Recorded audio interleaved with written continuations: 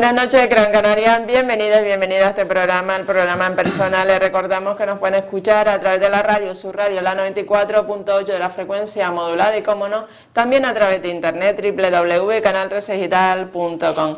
Esta noche está con nosotros el compañero Carlos Pineda. Buenas noches, Carlos. Buenas noches, María. Como siempre, un auténtico y verdadero placer estar aquí en Canal 13 Digital. Sabemos que hace tiempo que no estás por esta casa por motivos laborales, familiares y sabemos que cuando no vienes te echamos de menos. Pues yo también les echo de menos a ti y a los telespectadores que nos siguen, ¿no? Que cada vez nos consta que son más y nos preguntan qué pasa, que esta semana no han hecho el programa, ¿no? Muy bien, comenzamos, si te parece, a nivel del ámbito local de Mogán. ¿Cómo está la situación política en Mogán? ¿Ha habido acontecimientos a lo largo de la semana, Carlos? Bueno, Marian, pues como siempre en Mogán hay digamos que está la famosa teoría esta del prisma, ¿no? Depende de qué lado se mire, pues va de una manera o va de otra, ¿no? La realidad es la realidad que tenemos en el municipio, un municipio que está funcionando bastante bien, y por otro lado la visión, bueno, una visión total y absolutamente desastrosa por parte de la oposición, ¿no? Sobre todo de Xiuca y Nueva Canaria, ¿no? Y sobre actualidad, cosas que han pasado así recientemente, podríamos hablar o escuchar un poco, bueno, lo que ha pasado, un nuevo fallo del Tribunal del Contencioso Administrativo contra Xiuca respecto a un recurso que habían presentado esta formación política a nivel local, y hace referencia un poco para que los televidentes de Canal 13 Digital y situarlo cuál era el problema, es que bueno, que en el ayuntamiento, bueno, pues hay distintos grupos políticos, ¿no? Y los grupos políticos, bueno, pues si hay la posibilidad, bien, y si no, pues no la hay, pues no. Y me refiero a que Xiuca lo que pedía era unas instalaciones, despachos para ellos realizar su actividad política desde un despacho en las instalaciones municipales, ¿no? Y entonces lo que se le dijo es que no se podía porque no la había ni para Xiuca ni para ninguna formación política, incluida la que está en el grupo de gobierno, que no tiene ninguna formación política en el municipio de Mogán, no tienen local dado por el ayuntamiento para que ejerzan su actividad. Xiuca, y también se le recordaba a Xiuca un poco, bueno, porque ellos reciben todos los meses casi 1.000 euros de las arcas municipales para que puedan desarrollar su actividad política, ¿no? Bueno, pues ellos entendían que esto no era correcto, y lo que hicieron, bueno, pues presentar una serie de demandas, bueno, en el contencioso administrativo, y bueno, perdieron, no se les dio la razón y volvieron a recurrir, ¿no? Y el contencioso administrativo ha dicho, bueno, otra vez que no, que Xiuca no tiene razón, y que no solamente no tiene razón, ¿no? Porque no se está... Ellos hablaban de que se les vulneraban los derechos fundamentales, ¿no? Que no tienen razón en solicitar eso porque ninguna otra formación política lo tiene, y por lo tanto la igualdad es para todas las formaciones políticas, ¿no? Y en esta ocasión pues también a Xiuca se le condena en costas, ¿no? Es importante recordarlo. Hace poquito hubo también, seguramente los televidentes de Canal 13 Digital lo recordarán, hubo también una sentencia contra Xiuca por desobediencia y desorden público, ¿no? Esta es la realidad del municipio de Mogán, la que ve Xiuca, la que quiere Xiuca y Nueva Canarias, sobre todo confrontamiento político directo y también sobre todo un confrontamiento a nivel administrativo, y después es la otra realidad, la que vemos el resto de ciudadanos del municipio, en la que nosotros podríamos hablar de algunas cosas que han ocurrido en el último mes, donde por ejemplo, bueno, pues el Ayuntamiento de Mogán ha trabajado y ha luchado y se ha puesto en acción en colaboración con el Ayuntamiento, y se va a municipalizar el tramo de la Gran Canaria 1 a lo largo de Arguineguín, ¿no? Estamos hablando de casi 1.300 metros de travesía, que con la finalidad, bueno, pues de hacer una serie de proyectos, ¿no? Una serie de proyectos de embellecimiento y de mejora, ¿no? O otra cosa que se ha hecho en el municipio de Mogán muy recientemente, bueno, porque el Ayuntamiento ha lanzado una nueva subvención destinada a las AMPA, ¿no? A las asociaciones de padres y madres, más de creo que son 12.000 euros, para que puedan realizar actividades extraescolares en los centros, y de esta manera, bueno, pues disminuir en el fracaso escolar. U otra cosa más que hace muy poco ha ocurrido también en el municipio, pues lo último, otra cosa es que se han sacado unas subvenciones de más de 75.000 euros para ayudas a los alumnos, ¿no? Ayudas a los alumnos, la gente que estudia en el municipio de Mogán, la gente que le haga falta para libros, para transporte o para alquiler de residencia en caso de que sean estudios universitarios, vivan en otro municipio, ¿no? Bueno, pues estas son algunas de las cosas que se hacen en el municipio, y es la realidad lo que está ocurriendo, y después por otro lado vemos lo que ve solamente Xiuca o solamente lo que quiere exponer Xiuca. Después también, a lo mejor así de manera somera, ¿no? Comentar un poco, bueno, está de moda la economía, ¿no? Si miráramos todos los indicadores económicos del municipio de Mogán, que eso es importante, ¿no? Que ahí es donde está digamos, la madre del cordero, porque es donde se dice si un grupo de gobierno lo está haciendo bien o lo está haciendo mal. es que vemos que los indicadores que te indican, que además que te obligan y te exigen que tengas un remanente de tesorería de más de un 1%, pues resulta que el Ayuntamiento de Mogán pues tiene más de un 70%, ¿no? Que el endeudamiento no supere el 70%, pues resulta que el Ayuntamiento de Mogán solamente tiene un endeudamiento del 20%, ¿no? Y por último, bueno, pues el otro de los indicadores es el ahorro neto. Se te exige, ¿no? Porque hay que exigir, tenemos que cuadrar las cuentas, que se tenga un ahorro neto de más del 6% y resulta que el Ayuntamiento de Mogán, bueno, pues tiene un ahorro de más del 12%. Bueno, pues estas son las cosas reales y es lo que tienen que mirar los ciudadanos, ¿no? Y tampoco a veces dejarse llevar, bueno, por tanto ruido y que se quiera hacer por parte de una parte de la oposición, ¿no? Otro tema ahora a nivel internacional es el tema de Ucrania. ¿Cuál es el papel de Rusia en la crisis de Ucrania y sobre todo la respuesta, Carlos, de la comunidad internacional? Bueno, cuando nosotros hablamos de Ucrania, ¿no? Ucrania es un país que es complejo, ¿no? Es complejo hablar de Ucrania porque hemos visto la actitud de los dos bandos, ¿no? Hemos visto las confrontaciones, hemos visto los asesinatos que hubieron hace poco en una plaza, más de 100 muertos, en una noche, los enfrentamientos viscerales que hubieron en Ucrania, ¿no? Ucrania, para que nos hagamos una idea de ponernos en contexto, Ucrania es un país que tiene casi el tamaño de España, es un poquito mayor, tiene 600.000 kilómetros cuadrados. Es un país que tiene 24 regiones, está dividido en 24 regiones. Es un país que incluso dentro del país tiene una excepcionalidad, que tiene una república, ¿no? Tiene la República de Crimea, ¿no? Que es donde, digamos, está el problema grande. Y después tiene dos municipios con unos estatutos especiales, que son Kiev y Sebastopol, que Sebastopol está en Crimea, que a su vez es donde está la flota del Mar Negro rusa, ¿no? Aunque es territorio ucraniano, ¿no? Esto por un lado, ¿no?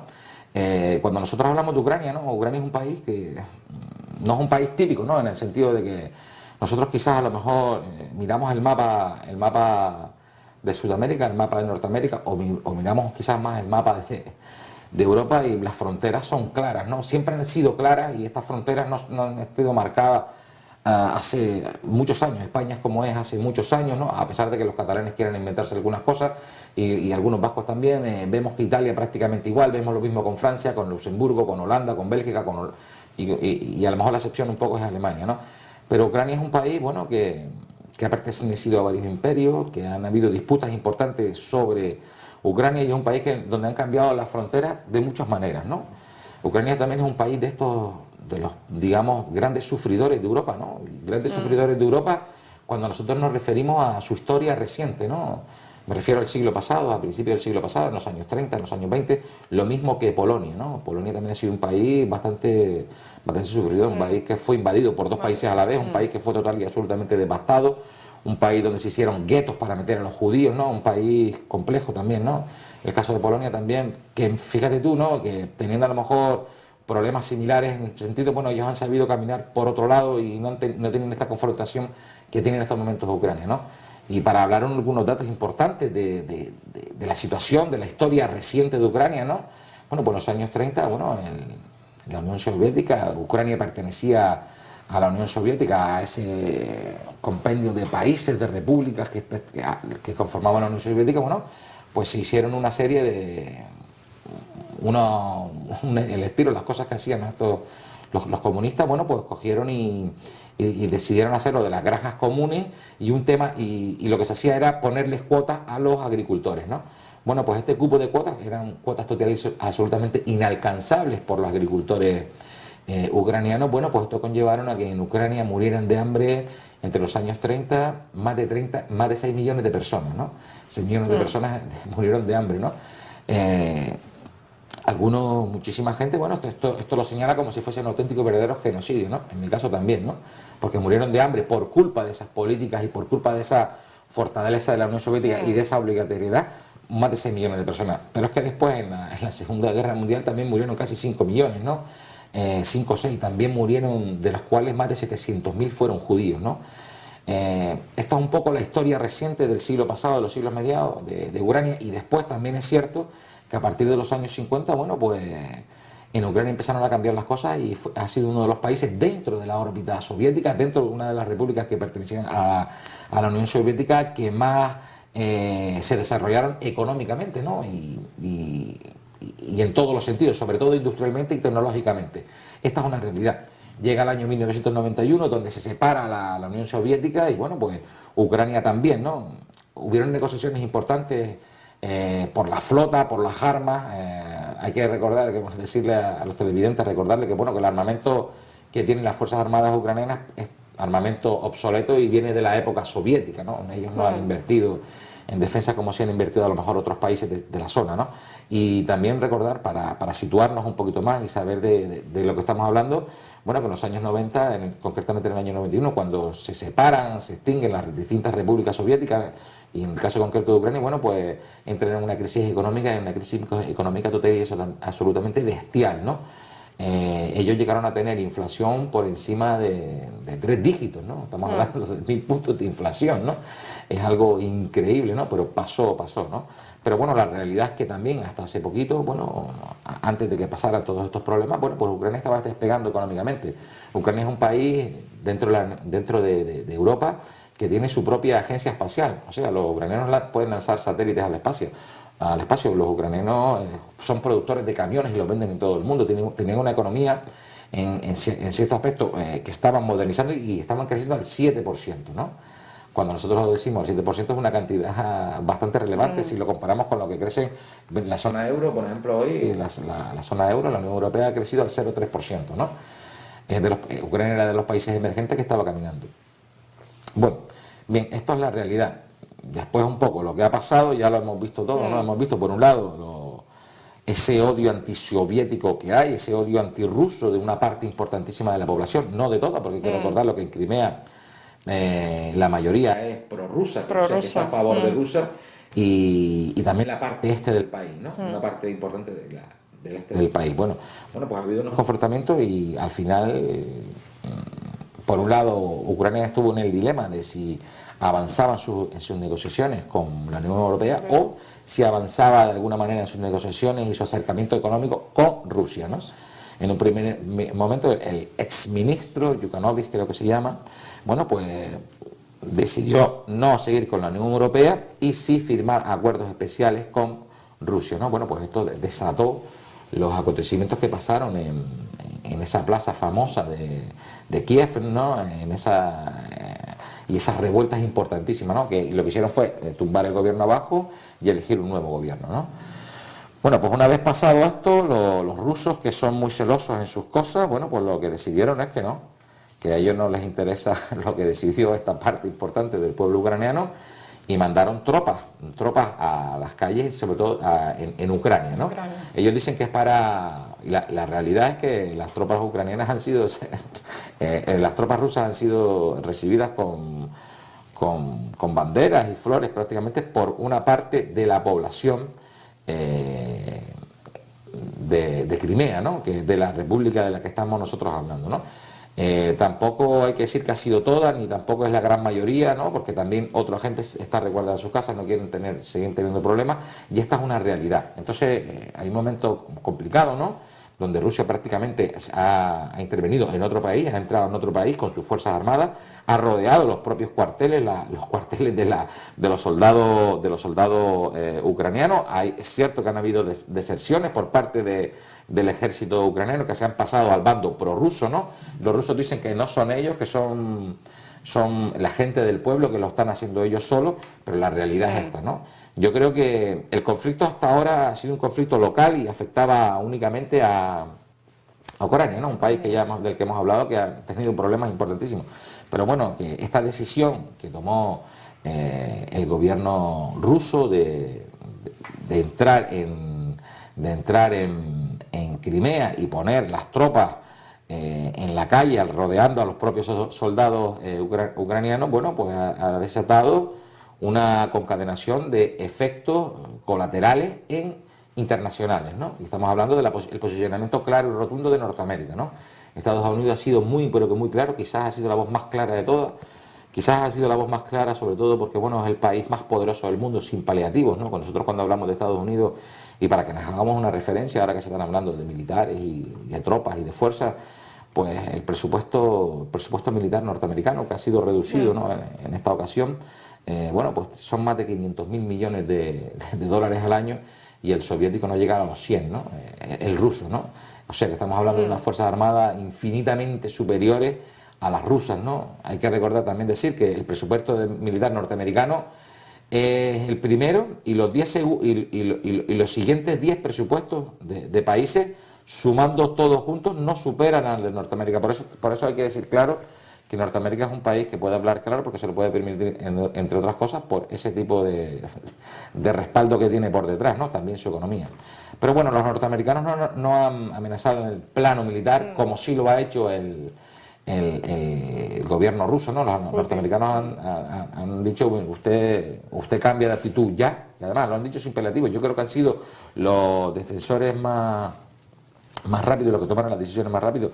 John Kerry, secretario de Estado norteamericano, sobre la marcha, creo que fue el sábado pasado cuando ocurrió esto, bueno, ya avisó al día siguiente o al nada de las... seguro que tenían preparado su comunicado, porque seguramente sabían lo que iba a ocurrir, ¿no? Y fueron muy claros, ¿no? O cambias de actitud Rusia o nosotros vamos a tomar medidas, ¿no? Y de hecho han tomado medidas importantes, sobre todo en el tema económico, ¿no? Y los han amenazado con sacarlos del G8, han congelado muchos asuntos con los que estaban colaborando entre las economías rusas y la economía de Norteamérica. Esto por un lado, ¿no? Y se han posicionado de manera muy clara, ¿no? Yo creo que todas estas cosas al final lo que hacen es, bueno, perjudicar sobre todo también a Rusia, ¿no? Que no va a salir indemne en esto, ¿no? Y después por otro lado vemos la actitud de la Unión Europea, ¿no? La actitud de la Unión Europea también ha sido muy tajante, ¿no? Y ha dicho que se tiene que volver al estatus anterior. Se ha dicho que no se pueden hacer las cosas de esta manera y ha lanzado una oferta de ayuda importantísima a Ucrania, ¿no? Yo creo que en estos momentos en Ucrania, después de todas las cosas que pasaron, sintiéndose el respaldo ya, por un lado, de Estados Unidos, que es un respaldo importantísimo, y por otro lado, el respaldo de la Unión Europea, es fundamental, ¿no? También decir, ¿no?, que hace nada, esta mañana, bueno, pues un enviado especial de la ONU se tuvo que marchar de Ucrania, de Ucrania, concretamente de Crimea, porque las milicias que están allí, que son las que controlan por lo visto Crimea, las milicias auspiciadas por las tropas soviéticas que están detrás con los tanques y con los camiones y con los Kalashnikov, ¿no? Porque si no, seguramente que no estarían esas milicias. Bueno, pues presionaron a este enviado especial y se tuvo que marchar, ¿no? La situación es compleja y esto es lo que hay hasta el momento, ¿no? Una situación compleja que ha empeorado, ¿no? Que ha empeorado por la actitud soviética, ¿no? Hemos visto también lo que pasó en Siria con la actitud soviética. La actitud soviética ha hecho que ese conflicto se alargue mucho más, ¿no? Porque hay una parte importante de ese país que se siente legitimada para hacer esas cosas, porque, bueno, se siente auspiciada y respaldada por Rusia, ¿no?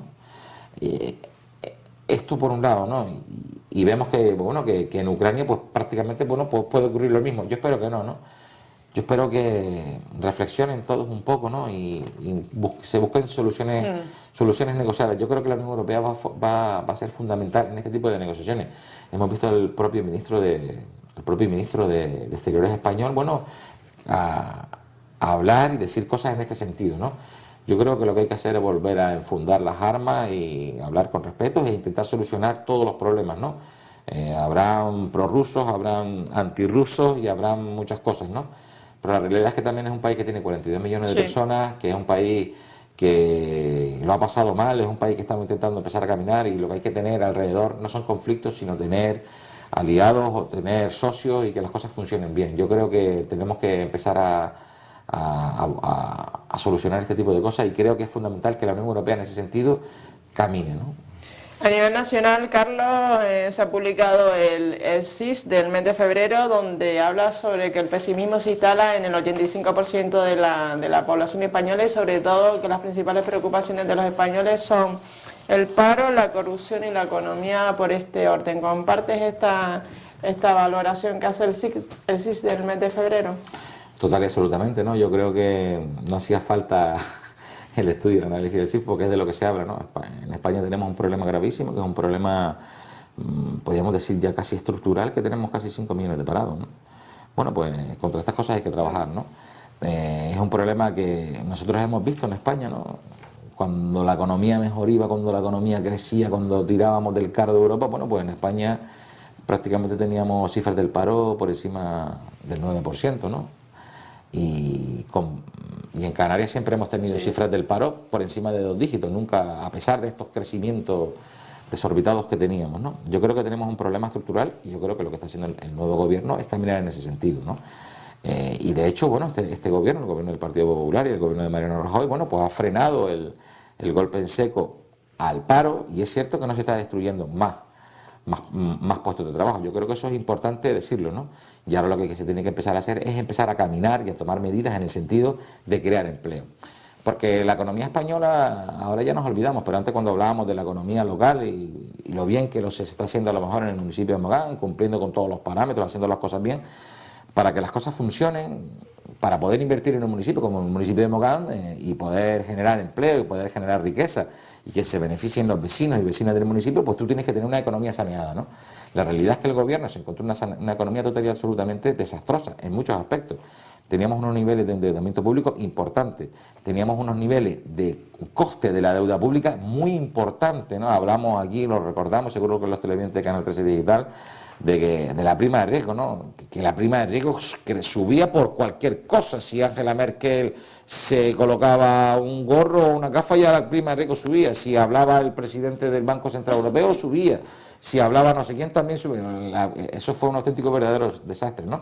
Que puso a España en los límites de casi de tener que pedir el auxilio, ¿no? Bueno, pues esto ya no está ocurriendo, ¿no?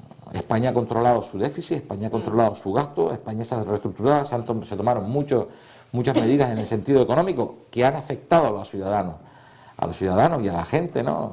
Cuando hablamos de las reformas, ¿no? que ha sufrido el país, reformas totalmente absolutamente necesarias que no tomaron otros, sobre todo el Partido Socialista, no tomaron por cobardía, ¿no? Hay que recordar que, por ejemplo, en el último semestre del gobierno socialista, en el año 2011 creo, ¿no? Pues ni siquiera tuvieron la valentía de sacar una ley de presupuestos, ¿no? Si ellos presentaron, vamos a las elecciones, porque se sabían que si ellos que tanto critican ahora, ¿no? Si hubiesen avanzado una ley de presupuestos o hubiesen sacado la ley de presupuestos, que iban a tener que tomar también medidas de recorte.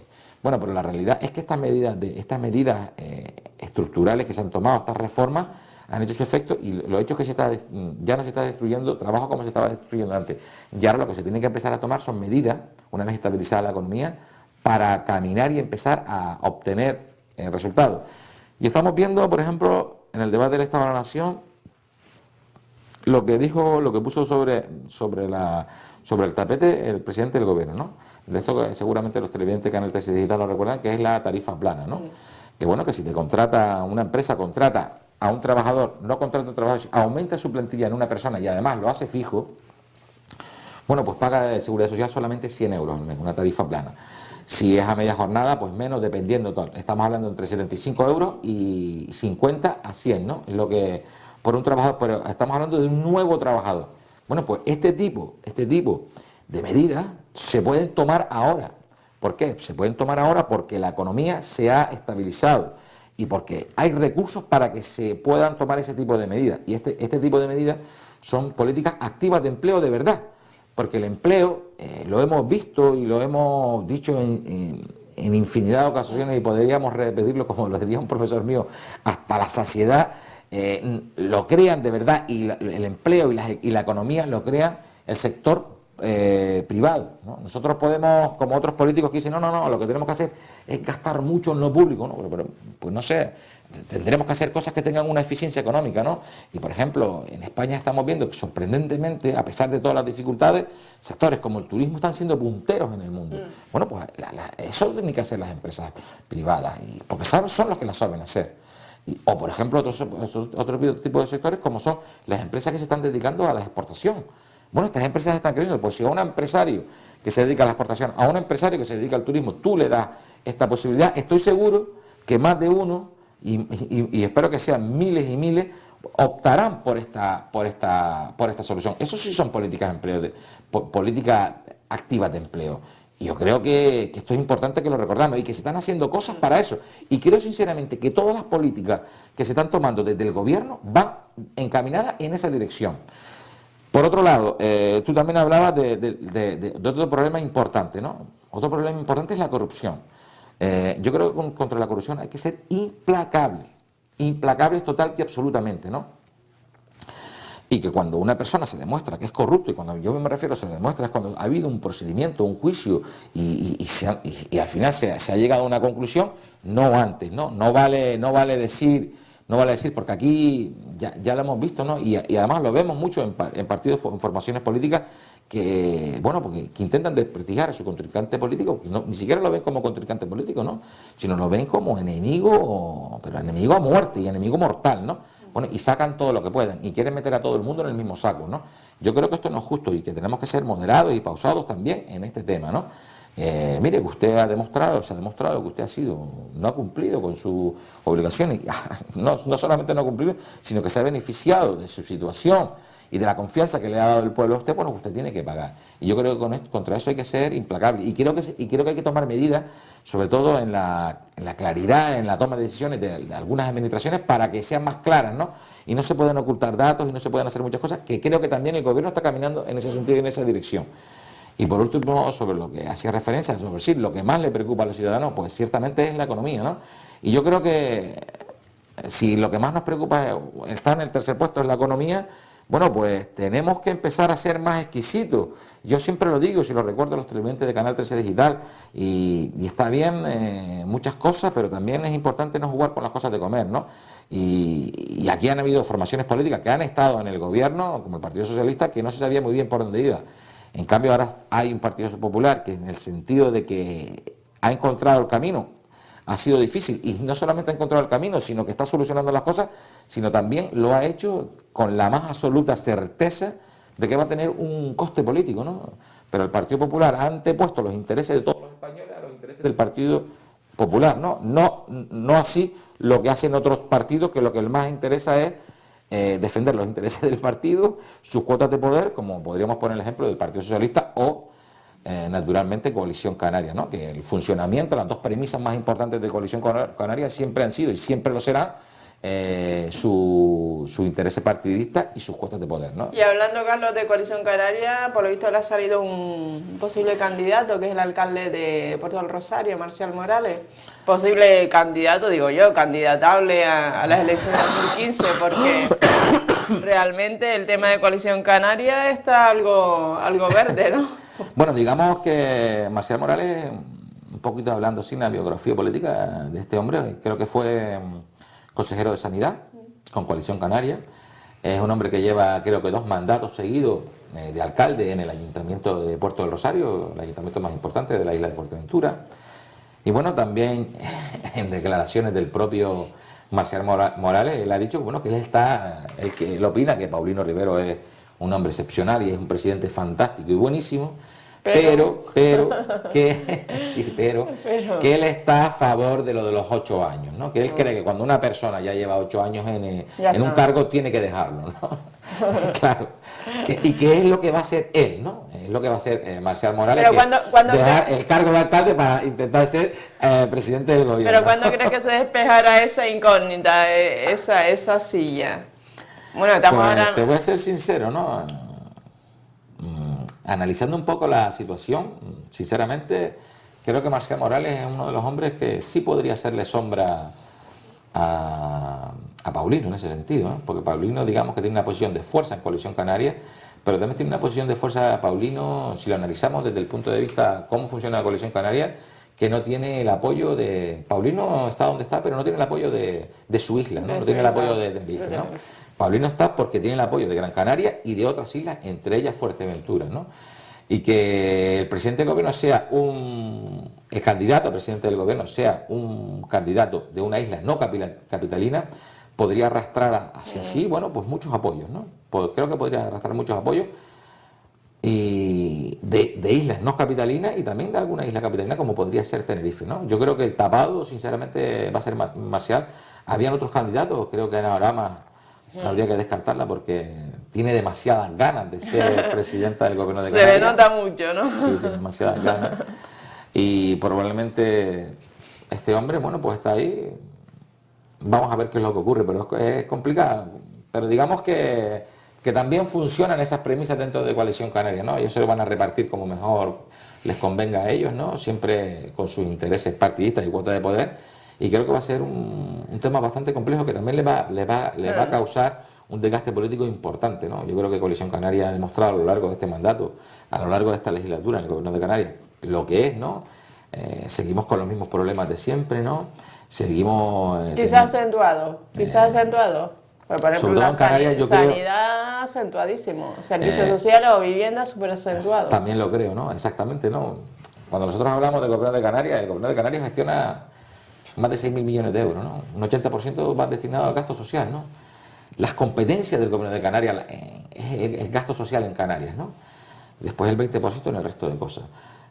Bueno, pues el Gobierno de Canarias ha hecho gala de inoperancia total, ¿no? Y si nosotros analizáramos un poco las declaraciones del presidente, nunca habla de la sanidad, nunca habla de la educación, nunca habla de los servicios sociales, de lo que habla siempre, bueno, pues del confrontamiento a un enemigo que se quiere inventar él, ¿no? Las tácticas que usaban ya algunos, inventarnos un enemigo de fuera, ¿no? Y echarle todas las culpas al gobierno central, ¿no?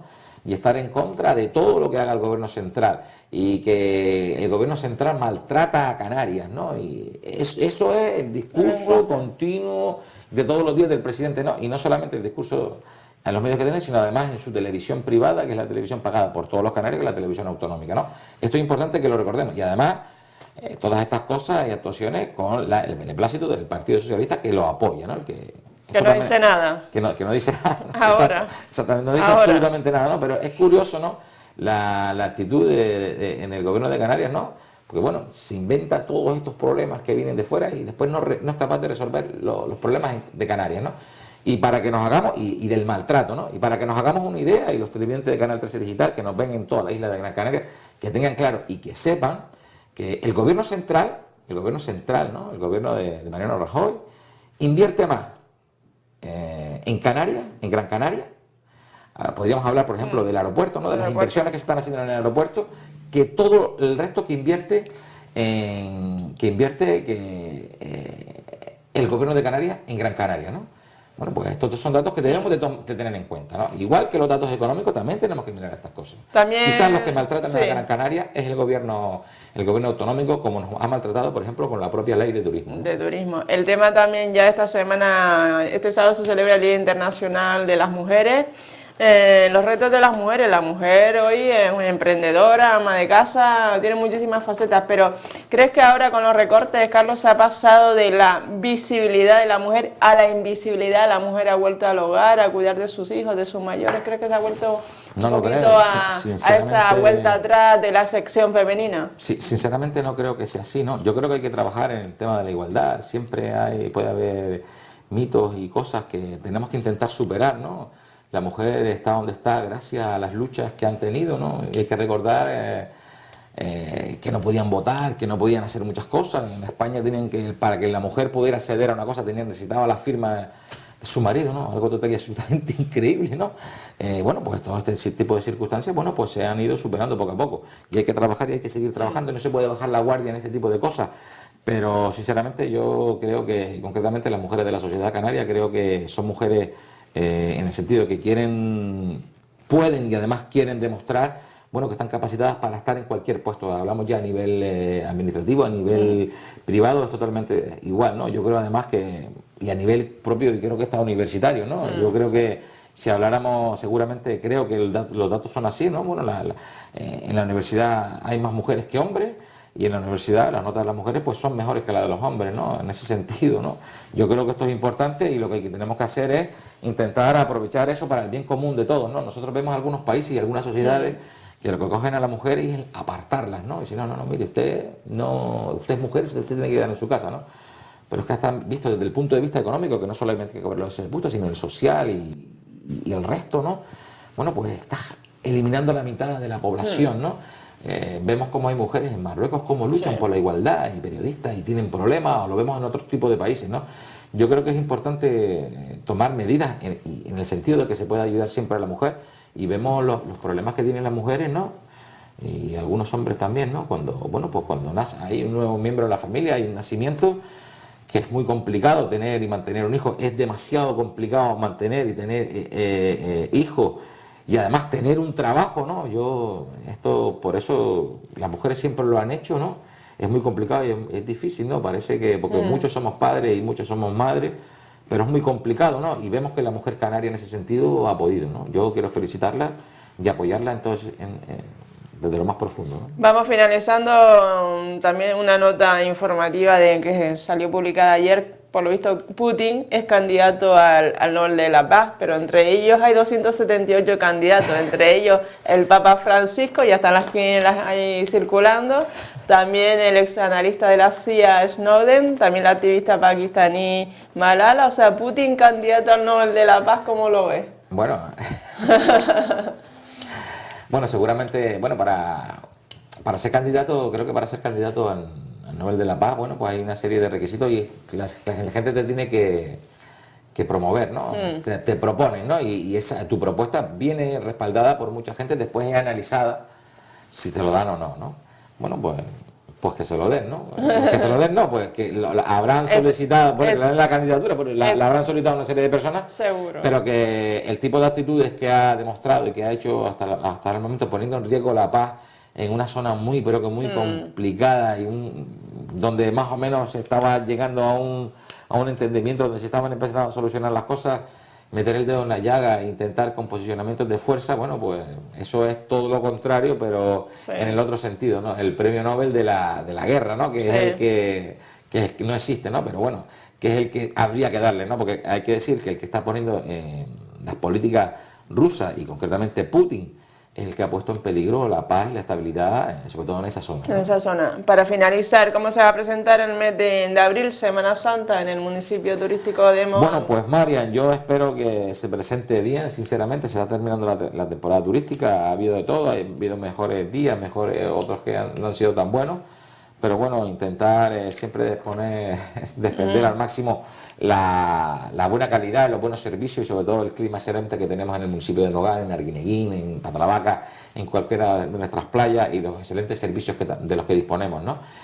Yo creo que este es el secreto, seguir caminando en este sentido, para que si unos años no te va tan bien, bueno, pues intentar que otros te vaya mejor, pero en líneas generales podríamos decir que bien, ¿no? Por ejemplo, ahora que ya que me preguntaste del turismo, bueno, pues ahora el alcalde de Nogán está haciendo algo que no tienen que hacer otros alcaldes, ¿no? Por ejemplo, el alcalde de Mogán está en Berlín promocionando el destino turístico de Mogán, está trabajando para conseguir que vengan todos estos turistas, nuevos turistas al municipio de Mogán. Yo creo que la promoción es fundamental y creo que el trabajo en promoción es necesario, ¿no?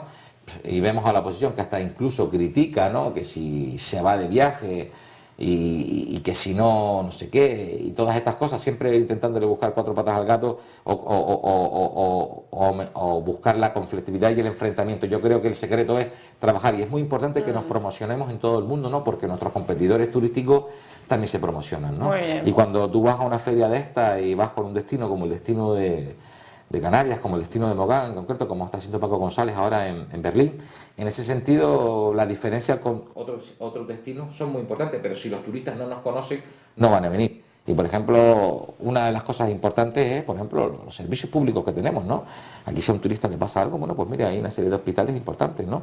Aquí si pasa cualquier cosa, hay un aeropuerto internacional que funciona perfectamente y que te puedes trasladar inmediatamente a cualquier parte del mundo muy rápido, ¿no? Bueno, pues esto no lo tienen otros destinos turísticos, yo creo que hay que promocionar todas estas cosas y aparte de la excelente calidad y el buen hacer de los empresarios del sector de la hostelería. Yo creo que es muy importante y creo que hay que reconocérselo también, el buen trabajo que hacen los empresarios de la hostelería, ¿no? Muy bien, pues muchísimas gracias, compañero, por estar aquí esta noche. Pues Marian, para mí, como siempre, ha sido un auténtico y verdadero placer y decirle a los televidentes de Canal 13 Digital que espero que nuestra próxima entrevista dentro de 15 días, bueno, que sean 15 días, no se alargue más. Muy bien, pues muchísimas gracias, Carlos. Espero que la entrevista con el compañero Carlos Pineda, y eso se agradece, acuden al sur de la isla, sobre todo al municipio turístico de Mogán, pues una escapadita, pues que coman de lo bueno que está la fruta, sobre todo los aguacates, papaya y sobre todo el pescadito rico. Bueno, que tengan una feliz noche y sobre todo recordar que esta entrevista será colgada en el Facebook de Canal 13 Digital. Muy buenas noches, Gran Canaria.